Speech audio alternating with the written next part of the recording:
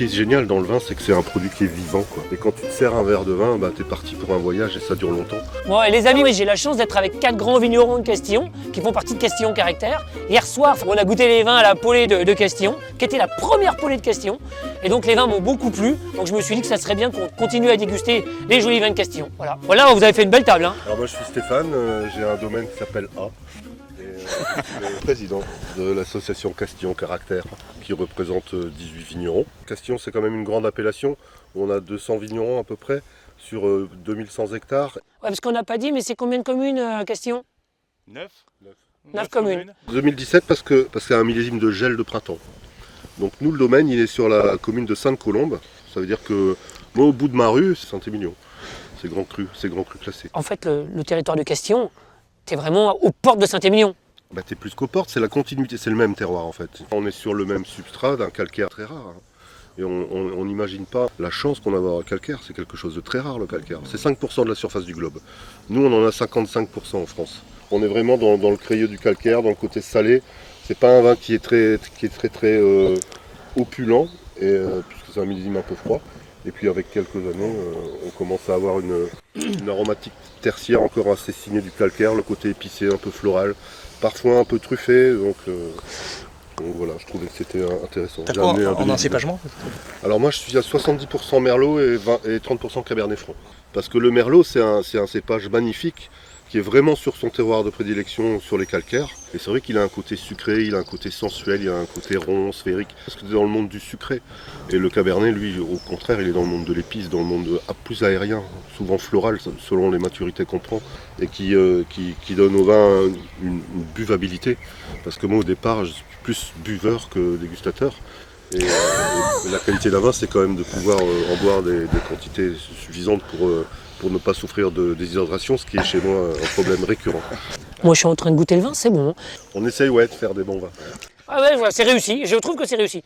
Bon, on va continuer le tour de table pendant qu'il y en a qui nous sert. Merci Jean. Bon, les amis, évidemment, à la vôtre, vous êtes avec nous, pas très loin. Tout ça, c'est pour vous, de toute façon. Donc, la propriété s'appelle Pitray, donc c'est une propriété familiale, je m'appelle Jean, pardon. C'est une des plus vieilles propriétés familiales à Bordeaux. Je suis la 26e génération. Donc là, on est sur un Pitray 2020, 90 Merlot, 10 Cabernet Franc, un tiers d'élevage en barrique neuve. Et c'est un vin qui est fait par une de mes amies qui s'appelle Nina Midjaville, pour ceux qui connaissent. Ouais, mais j'avoue, c'est pas les plus inconnus du secteur. Hein. Non, et en fait, ils ont une méthode de vinif que je trouve absolument hallucinante. Voilà, et l'objectif, c'est de trouver des vins très fruités, avec une bonne structure, mais des vins très veloutés. En fait, je trouve que c'est un bonbon. Alors, j'ai des arômes de figues qui me marquent, et avec des fruits noirs, parce qu'on vendange assez tard. Et donc on a trouvé une bouteille étiquetée Pitray 1861, réutilisée, parce que ça devait être la crise à l'époque, donc il n'y a pas que en ce moment. Et donc on a voulu faire quelque chose de très simple. Et t'as encore des 1861 à la cave, toi? Ouais, mais vide. Pas toutes. Ah, on a personne trinque, on boit les vins, mais il n'y a personne qui trinque, quoi. François. Voilà, moi je suis sur Ampélia, une aventure d'il y a 24 ans maintenant. Parce que plateau calcaire, comme disait Stéphane, moi j'adore ce plateau calcaire. Je suis sur d'autres vignobles où j'ai pas de calcaire, donc je suis content de faire des vins avec cette fraîcheur sur Castillon. C'est pour ça que je m'éclate sur ces terroirs-là. Et en plus, t'as trouvé une bande de copains avec Castillon Caractère, vous vous amusez, quoi. Exactement. Ouais. Ben, c'est le but de Castillon Caractère, tu vois, on a tous un bon caractère. Ah, c'est du vrai caractère. Je sais pas si vous avez bon caractère, mais en tout cas, les vins ont du caractère. C'est sûr, le caractère. Et t'as donc 14 hectares à Castillon. Ouais, et puis je l'ai appelé Ampélia parce que je suis un amoureux de la vigne, Ampélos. C'est la vigne en grec, Eunos c'est le vin. Et là, en fait, on n'en a pas beaucoup discuté sur les assemblages, tout ça, mais vous avez beaucoup des dominantes de Merlot, en fait. Ouais, c'est un terroir qui quand même privilégie le Merlot. Mais, 70-80% de Merlot sur beaucoup de cuvées. Moi, je suis à 80% Merlot. Et 20% de Cabernet Franc. Ouais. Puis on a le petit poussé du bout, là. Exactement. Ouais. Le plus petit de Castillon Caractère avec 1,4 hectare. Voilà. Donc c'est le 20 pages. Et on a commencé à faire du vin en 2012. Là, c'est très récent. Ouais, t'es un nouveau vigneron, toi. À la vôtre, les amis. Ouais, hier soir, j'ai demandé 2 trucs. Oui, exactement. De les ouvrir et de porter un jeune et un vieux. Ouais. Comme ça me permet de goûter deux vins différents. Et je t'ai porté 2. Même si c'est la même maison. Même maison, 2020-2009. Ouais. Comme ça montre ce que disait Stéphane, la capacité des vins de Castillon aussi de tenir. Mais ils peuvent être plus jeunes, mais ils peuvent tenir. Enfin, ce côté calcaire apporte la minéralité, la fraîcheur dans les vins. Donc on a des vins d'avenir ici, c'est des terroirs d'avenir, Castillon, vraiment. C'est pour ça que tu es venu là en fait. Exactement. Alors, on l'a pas dit, mais là, le petit, là, ça fait 27 générations qui font du vin, mais vous, c'est pareil. Moi, ça fait, alors 27 générations, on va dire plutôt pour que tout le monde comprenne, 13e siècle. Ouais, hein. Ma famille, on est déjà des vignerons à Saint-Émilion. Par lequel on commence à goûter. Ce que tu veux, 2009 ou 2020. C'est toi qui.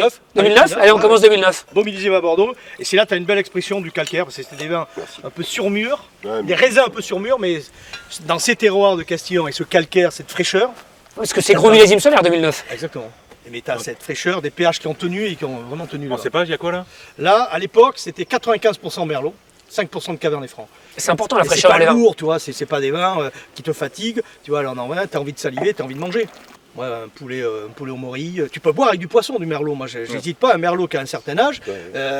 C'est ça, cette capacité exceptionnelle du merlot, ça peut être bu avec beaucoup de choses. Et sur un turbo, donc un poisson qui a une chair ferme comme ça, avec un beurre blanc, avec quelque chose qui a un peu de crème, un peu de présence, ça va fonctionner à merveille, c'est sûr. Ouais. Et je veux bien qu'on goûte le 2020 juste à côté, juste pour voir un peu, avoir une idée du vieillissement de l'appellation. On peut boire les Bordeaux jeunes. Tu vas à des endroits et tu dis, oh, ben Bordeaux, j'attends 15 ans. On peut boire des Bordeaux comme ça, mais il faut les mettre en carafe. Les gars, les amis, à la vôtre. À la vôtre. Alors voilà, page. On a voulu faire créer donc un vin. Voilà, vous avez 75% de Merlot et 25% de Cabernet Sauvignon. On travaille sur des amphores et sur des kévris qui sont des jarres qui viennent de l'Est de l'Europe. C'est quoi un kévri? Parce que tu parles de kévri, mais je suis sûr que 80% des gens ne savent pas ce que c'est qu'un un kévri. C'est comme une amphore, mais c'est géorgien. Ouais. Voilà. Parce qu'en fait, les Géorgiens, c'était parmi les premiers à faire du vin. Ah bah, c'est le berceau du vin. Ouais, absolument. Et nous avons créé aussi, un peu pour vous surprendre, une cuvée de 500 bouteilles qui est 80% de Cabernet Sauvignon et 20 de Merlot. Là, on est plutôt sur de la viande rouge, etc. Et de la charcuterie. Tartare de betterave. Ouais. Tartare de betterave. Ouais. Crumble de fruits rouges. Ouais. Crumble de fruits rouges. De tomates, pardon, de tomates. Les tomates. C'est vachement bon ça. Et sur un gâteau au chocolat, Oh bah bien sûr. c'est facile. Oh, Oui, Sur le chocolat, ça marche. c'est- Moi, les plats de prédilection avec ça, au départ, quand le vin est un peu jeune, bon, là, ça commence à évoluer un peu.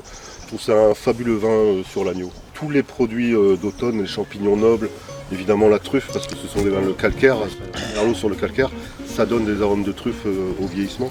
Ce qui est génial dans le vin, c'est que c'est un produit qui est vivant, quoi. Et quand tu te sers un verre de vin, bah, t'es parti pour un voyage et ça dure longtemps. Si ton vin est réussi, il va changer tout le temps, quoi. Les vins de Castillon caractère sont bons, mais tous les vins de Castillon sont bons et on est content d'y être. Moi, je reviendrai l'année prochaine à Castillon pour mon anniversaire. Les amis, à bientôt. Salut. Ciao. Et puis, bah, buvez du vin. Hein. Merci. Prenez soin de vous. Approchez-vous, approchez-vous. À la vôtre, les amis.